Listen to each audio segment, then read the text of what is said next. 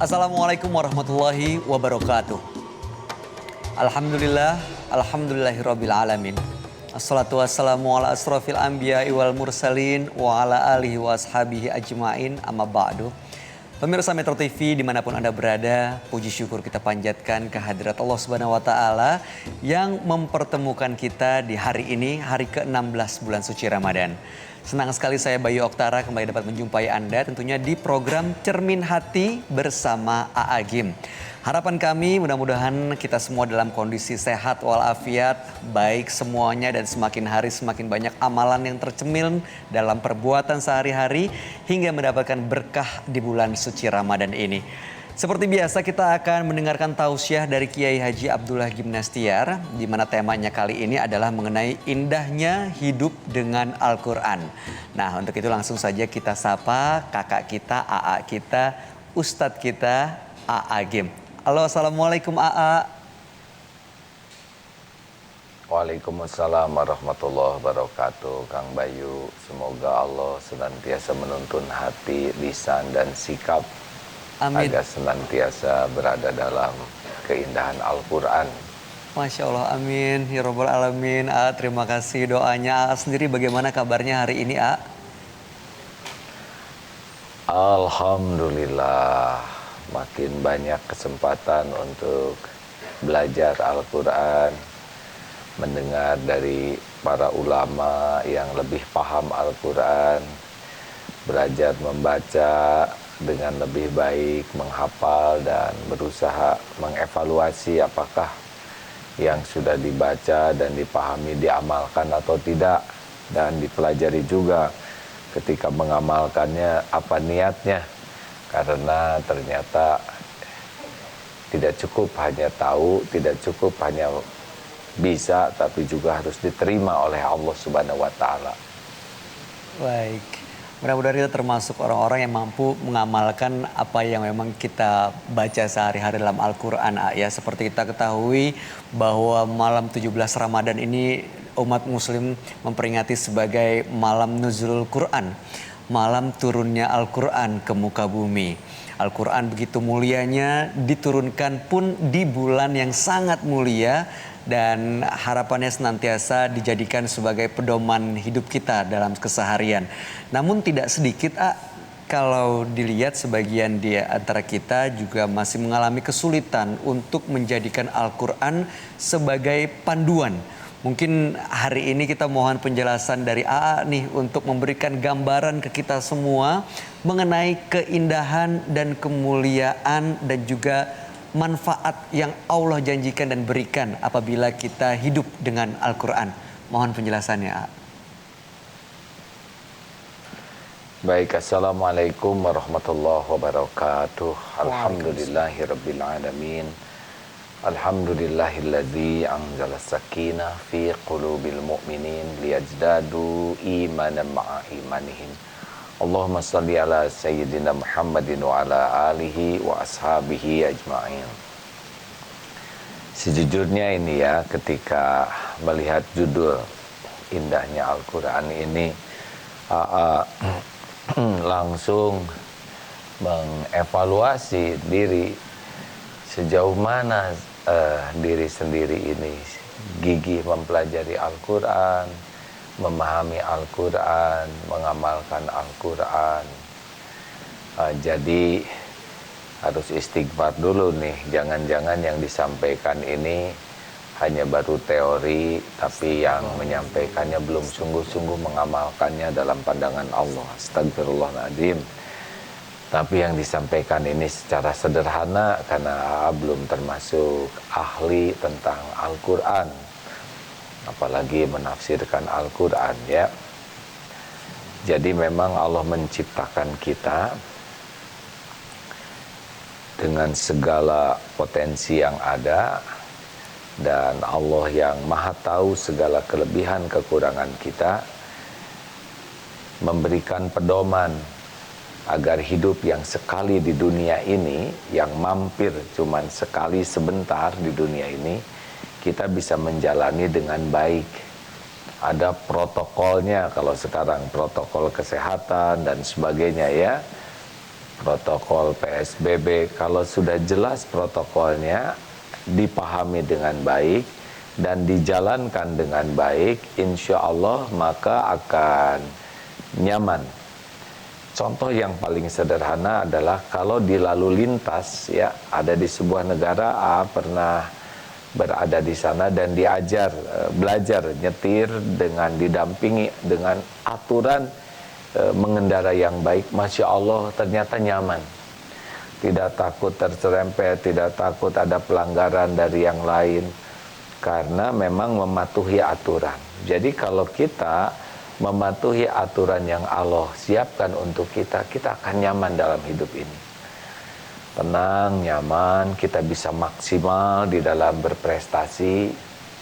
Lalu karena aturan yang dibuat oleh pencipta kita ini sudah detail sekali. Dan itulah Al-Quran. Al-Quran itu sebagai Al-Huda, sebagai petunjuk.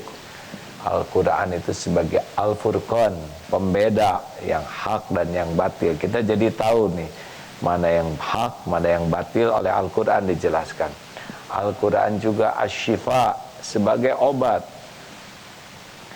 Karena banyak penyakit-penyakit mental, penyakit hati yang tidak bisa diobati dengan obat-obat biasa dan teori lainnya, tapi dengan Al-Quran kita akan bisa sembuh, ya.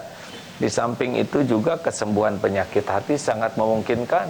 Penyakit lahir juga disembuhkan oleh Allah lewat Al-Quran dan mau'izah. Dan Quran itu berisi nasihat-nasihat, kisah-kisah yang kalau kita merujuk ke Al-Quran, kita bisa memahami bagaimana menjalani hidup ini dengan baik, sehingga 3 cita-cita manusia yang utama, bahagia, mulia, selamat dunia akhirat, bisa dirasakan lewat memahami Al-Quran dan berusaha mengamalkannya dengan ikhlas, ya.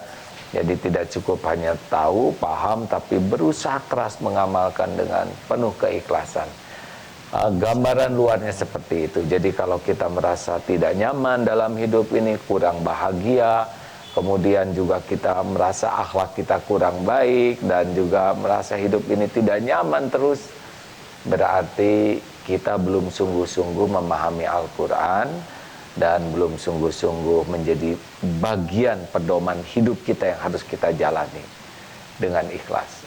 Kurang lebih itu prolognya, maaf. Baik, Masya Allah, terima kasih atas penjelasan tadi mengenai bagaimana keindahan hidup bersama Al-Quran. Setelah ini mungkin kami mohon pencerahan penjelasan lagi mengenai keuntungan yang dirasakan oleh seorang manusia saat hidup bersama Al-Quran.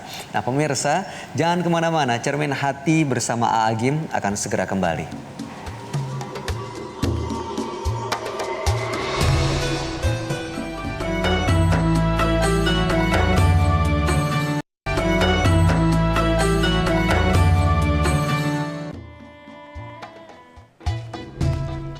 Terima kasih pemirsa, Anda masih di Cermin Hati bersama Agim, dan tema kita hari ini adalah mengenai indahnya hidup dengan Al-Quran. Tadi telah menjelaskan bagaimana seseorang agar apa yang dibacanya dalam Al-Quran tercermin dalam perbuatan dan amalnya sehari-hari. Nah, sekarang mungkin untuk mengingatkan dan menjelaskan kita semua lagi, sebenarnya apa manfaat dan keuntungan yang dijanjikan Allah apabila kita hidup dengan Al-Quran. Mohon pencerahannya, Baik. Jadi maaf ya kalau ceramah ini menjadi sangat sederhana, karena sudah banyak kajian-kajian tentang hal seperti ini yang mendalam. Contoh sederhananya begini. Kita sekarang ada Google Map atau Waze atau apalah namanya, ya.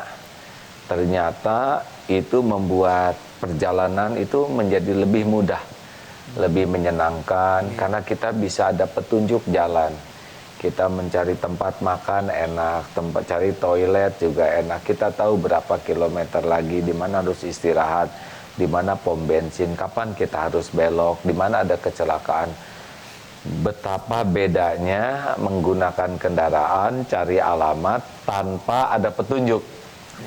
Bisa dibayangkan ya, aduh stres, bingung, capek, buang waktu, buang tenaga.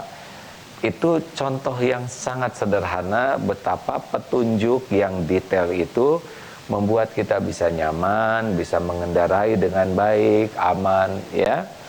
Nah, bandingkan dengan yang tidak menggunakan petunjuk-petunjuk seperti itu.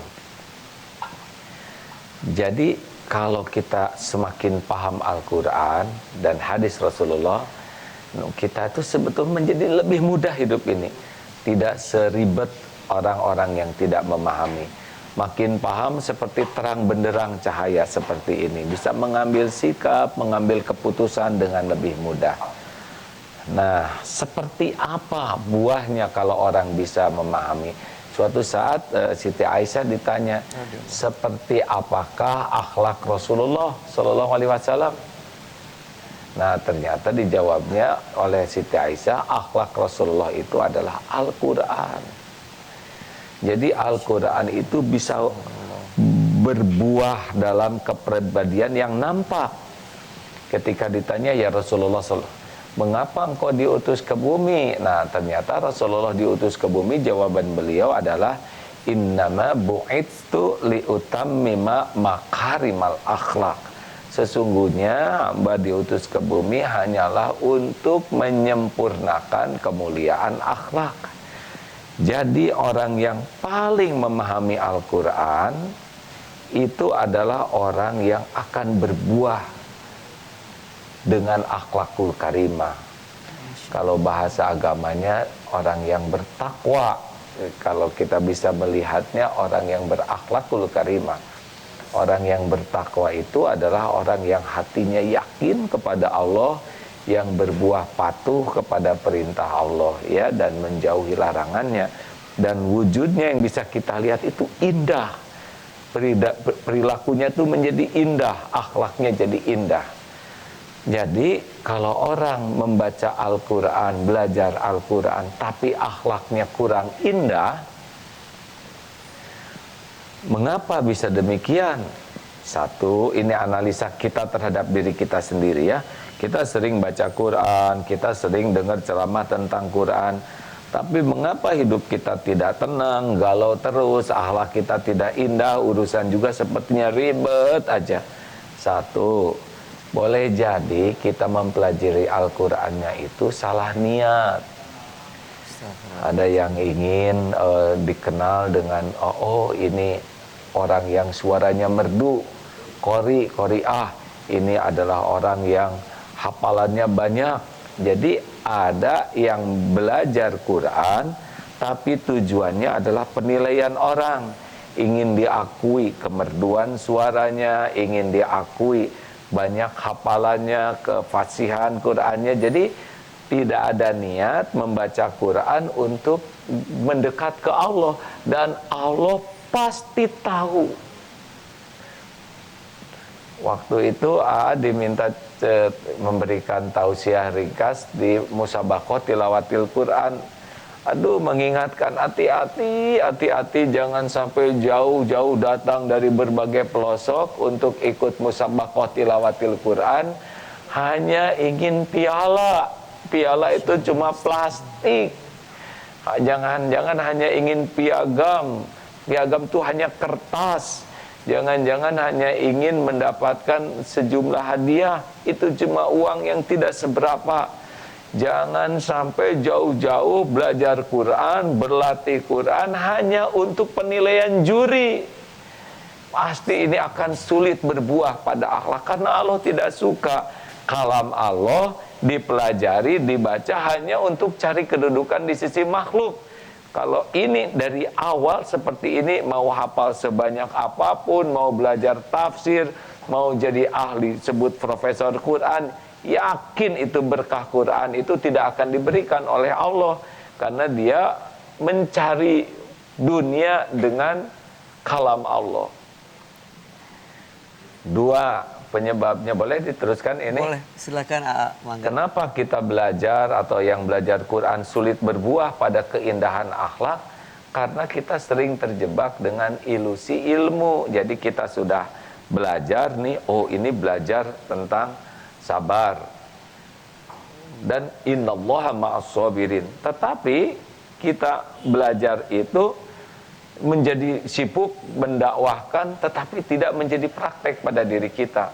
Hati-hati ya. Ini saya kasih tahu ya, orang itu dia kerjanya ngomongin orang. Jangan dekat-dekat dengan dia.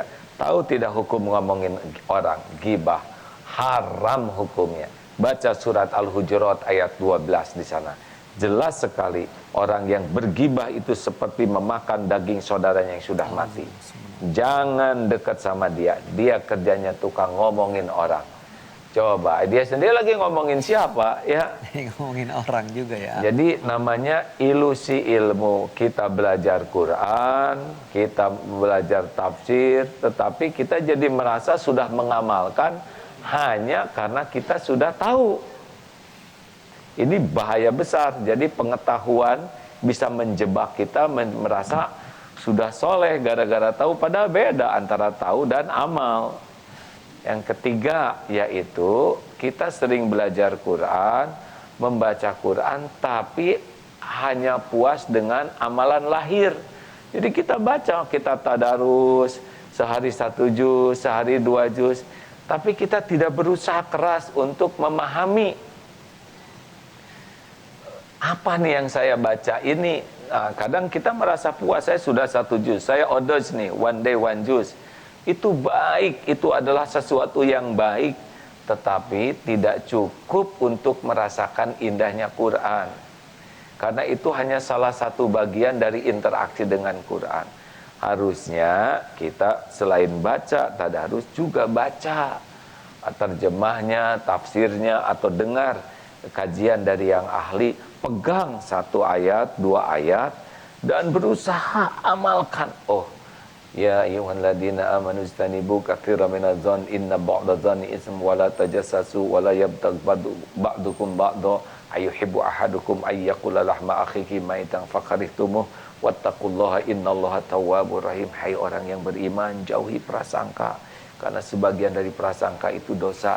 Jangan suka ngorek-ngorek aib orang lain, jangan suka memata-matai orang lain, dan jangan bergibah, karena yang gibah itu seperti memakan daging.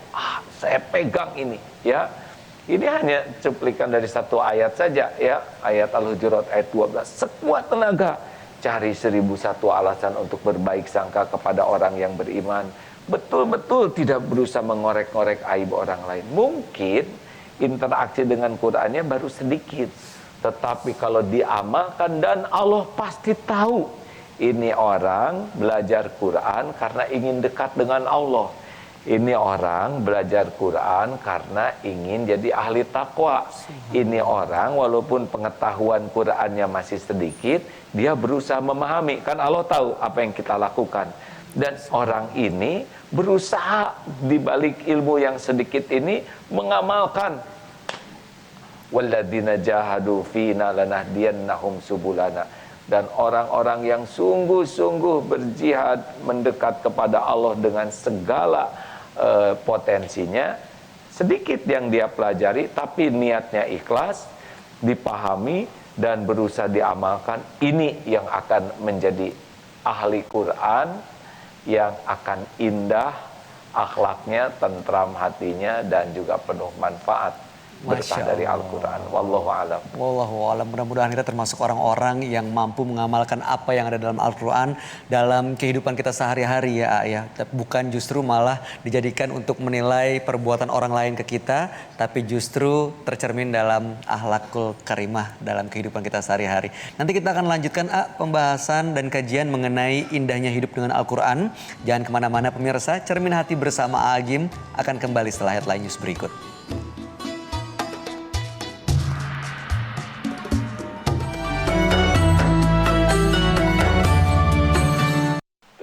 Dalam menyambut nuzulul Quran, saya ingin bertanya mengenai fenomena mungkin yang bisa dibilang masyarakat kita sekarang, ya ini membaca Al-Quran melalui perangkat digital. Saya ingin bertanya, bagaimana sih sebenarnya hukumnya ketika kita membaca Al-Quran melalui perangkat digital seperti handphone, gadget, dan lain-lain? Dan lalu bagaimana mengenai pahalanya apabila kita menghatamkan Al-Quran melalui perangkat digital tersebut? Terima kasih ya. Baik, terima kasih Mas Asmi. Jadi pertanyaannya kurang lebih zaman sekarang apakah bisa dan boleh dan sama pahalanya apabila kita membaca Al-Quran dengan menggunakan perangkat digital seperti handphone. Mangga jawaban dan penjelasannya. Ya, Al-Quran itu adalah kalam Allah. Al-Quran itu sangat mulia. Sehingga para ulama yang terlebih dahulu itu memberikan protokol membaca Al-Quran yang baik, sebaiknya dalam keadaan wudhu, kemudian kita juga dengan penampilan yang baik, lalu tentu dengan niat yang sangat baik, kita baca mushafnya, ada yang malah menggunakan minyak wangi karena ini adalah kalam Allah, sesuatu yang sangat mulia, sehingga memperlakukannya juga dengan sangat mulia. Dalam kehidupan sehari-hari kalau kita bisa begini adalah hal yang sangat utama ya. Ada yang menghadap kiblat, namun kondisi seperti ini tidak selalu dimiliki oleh setiap orang. Sedangkan kerinduan berinteraksi dengan Al-Quran itu dimiliki. Nah, ada yang tidak sempat lagi berwudu tapi ingin bisa baca Quran. Ada yang mushafnya memang tidak ada dan yang ada di bawah itu adalah handphone misalkan ya, perangkat teknologi. Mudah-mudahan niat baik kita, kemudian upaya kita supaya tetap bisa berinteraksi dengan Al-Quran, itu semua ini tidak disia-siakan oleh Allah. Nanti kalau sudah di rumah, ambil wudhu, baca Quran dengan baik ya.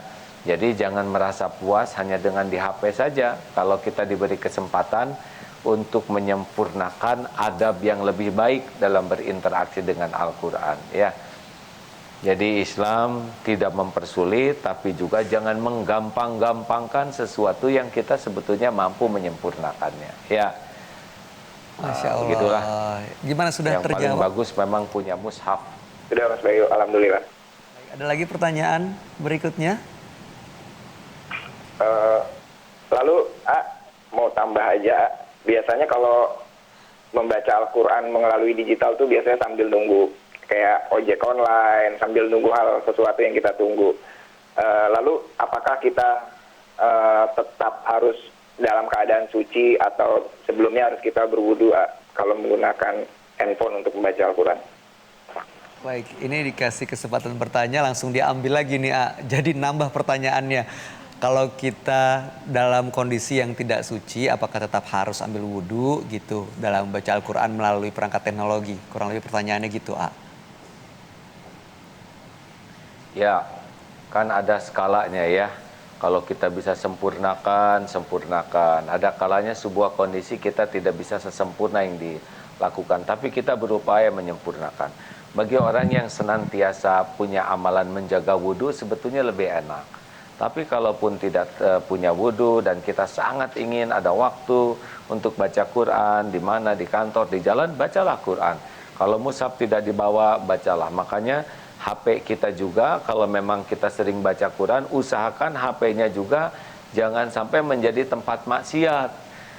Dan juga kita harus disiplin, jangan sampai ketika baca HP, baca Quran, WA masuk, kita langsung sibuk dengan WA seakan-akan ya baca bisa dipotong dimanapun. Nah ini juga jangan ya. Kita harus hormat karena sedang membaca Al-Quran itu kita sedang berinteraksi dengan kalam Allah. Hikmah lainnya itu HP jangan dipakai maksiat aja. Karena di sana ada ayat-ayat Allah, ada Al-Quran. Jadi hikmahnya jangan sampai berbuat maksiat dengan HP dan yang lainnya. Terima kasih Ya, terima kasih Mas Asmi. Mudah-mudahan bisa terjawab semua pertanyaannya ya. Kalau diberi kesempatan lagi nanti diambil lagi nih. Pasti mau nanya lagi. Ya, selamat menantikan waktu buka puasa Mas Asmi. Sehat selalu. Terima kasih. Assalamualaikum warahmatullahi wabarakatuh. Waalaikumsalam warahmatullahi wabarakatuh. Kita punya pertanyaan berikut dari Instagram, tepatnya dari @byndhfny. Saya bingung bacanya. Bian Daivina. Kurang lebih pertanyaannya begini, saya belum terlalu lancar membaca Al-Quran dan tidak terlalu paham tajwid. Apakah pahala saya dalam membaca Al-Quran tetap diterima? Mohon penjelasannya, Ya, kalau menyadari belum lancar, segera berguru ya. Kita misalkan gimana kalau baca Latinnya saja? Latinnya saja tidak cukup ya, karena Al-Quran itu benar-benar spesial sekali sehingga tidak seperti kita membaca Latinnya. Langkah yang terbaik adalah segera berguru, cari teman, nanti Allah akan menunjuki. Kita mengakui bahwa diri saya belum bisa, itu penting sekali. Kemudian saya ingin bisa Quran, itu poinnya lebih besar daripada kita memaksakan diri dalam keterbatasan diri hanya membaca Latin ataupun terbata-bata tanpa ada guru. Jangan pernah malu, jangan pernah sungkan karena kita melakukan hal yang mulia. Demikian pula yang sudah berusia senja sebelum meninggal, usahakan bergurulah. Di pesantren kami ada program masa keemasan, santrinya ada yang usia 74, ada yang 80, baru mulai kembali baca Quran dan tidak berkurang kemuliaannya. Selain Allah akan menambah kemuliaannya, jadi motivasi bagi yang lain. Jadi kalau kita merasa banyak keterbatasan, segera cari gurunya. Maaf. Silakan. Jadi mudah-mudahan harusnya begini. Oh, kalau zaman sekarang gitu ya. Iya, tapi mudah-mudahan apa yang disampaikan AA ini mengingatkan kita semua bahwa Al-Quran ya ada banyak sekali keistimewaan di dalamnya. Jadi tidak hanya dibaca tapi harus dipahami, dan kalau belum sanggup untuk membaca tulisan aslinya, tulisan yang kalam ilahi begitu ya, tidak hanya Latinnya saja, segera mencari guru supaya bisa merasakan indahnya hidup bersama Al-Quran. Nah, untuk menutup kajian hari ini agar kita senantiasa mendapatkan keindahan dan kemuliaan hidup bersama Al-Quran, sekaligus untuk mendapatkan ridho dari Allah atas segala ikhtiar kita, mohon nanti ditutup dengan doa dan mohon berikan kesimpulan buat kami semua. Silakan, A. Ya, apalagi sekarang malam 17 ya, malam diturunkan Quran. Walaupun ulama ada yang berbeda pendapat, tetapi bulan Ramadan adalah bulan Al-Quran, bulan diturunkannya Al-Quran. Dan yang paling penting sekali adalah kita benar-benar membulatkan hati untuk selalu dekat dengan Allah, syariatnya dengan kalam Allah, Al-Quran. Niatnya harus lurus ya, kalau mau baca, mau belajar, mau mengamalkan, niat betul-betul ingin menjadi hamba yang disayang Allah, diridhoi Allah. Niat itulah yang akan membuat energi pemahaman Quran lebih mudah, menikmati dalam membacanya, dan akan mendatangkan banyak tuntunan-tuntunan Allah. Jangan sampai salah niat. Inilah kuncinya seseorang bisa mendapat pertolongan Allah lewat Al-Quran. Ketika niat membacanya benar, niat belajarnya benar, niat mengamalkannya lillahi ta'ala, dan niat mendakwahkannya juga, Allah nanti akan membimbing kita. Dan jangan hanya puas dengan keterbatasan, jangan hanya puas dengan membacanya, walaupun bagus kita ya sering membaca tuh bagus kalau niatnya lurus, tapi luangkan lebih banyak untuk mengkaji lebih dalam dan praktekkan, rasakan nikmatnya, indahnya hidup ketika kita mempraktekkan lillahi ta'ala. Insya Allah Allah akan terus membimbing kita karena Dia tahu niat kita, Dia tahu upaya kita, dan janji Allah, walladzina jahadu fina lanahdiyannahum subulana. Dan orang-orang yang sungguh-sungguh di jalan Allah mengeluarkan segala daya, maka Allah akan menunjukkan jalan-jalannya. Allahumma sholli ala Muhammadin wa ala alihi wa ashabihi ajma'in. Amin. Ya Allah, wahai yang maha menatap, Allahumma arhamna bil Quran. Ya Allah, curahkan rahmat kasih sayangmu kepada kami dengan Al-Quran. Berikan petunjukmu ya Allah, sehingga setiap langkah kami benar dan ada di jalanmu dengan Al-Quran. Ya Allah, berikan kepada kami hati yang bening, hati yang sehat, hati yang selamat, qalbun salim dengan berkah Al-Quran. Jadikan hidup kami indah ya Allah dengan cahaya Al-Quran. Jadikan hidup kami senantiasa ada dalam ridha-Mu dengan keberkahan Al-Quran. dan jadikan hidup kami penuh manfaat bagi sebanyak-banyaknya makhluk-Mu dengan bimbingan Al-Quran. Ya Allah, mudahkan kami memahami Al-Quran-Mu, mudahkan kami mengamalkan Al-Quran-Mu, dan mudahkan kami menyampaikan Al-Quran-Mu kepada sebanyaknya hamba-Mu. Ya Allah, jadikan Al-Quran ini mengantarkan kami husnul khotimah. Jadikan Al-Quran menjadi cahaya di kubur kami.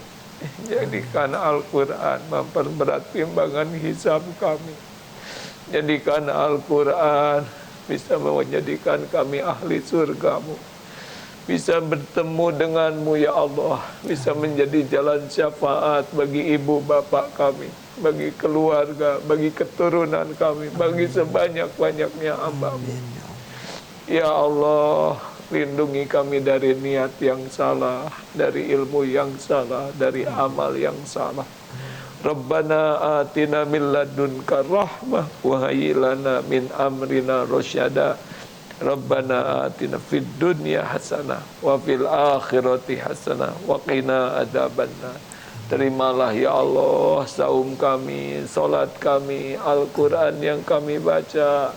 Terimalah semua amal kami. Taqabbal minna innaka antas samiul alim wa tub alaina innaka antat tawwabur rahim. Amin ya rabbal alamin. Alhamdulillah. Alhamdulillah. Terima kasih. Terima kasih ya.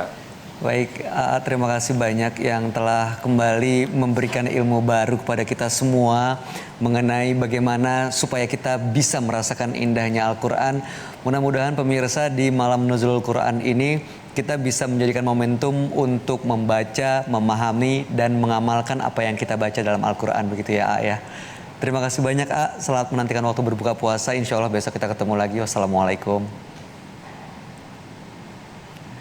Waalaikumsalam warahmatullahi wabarakatuh.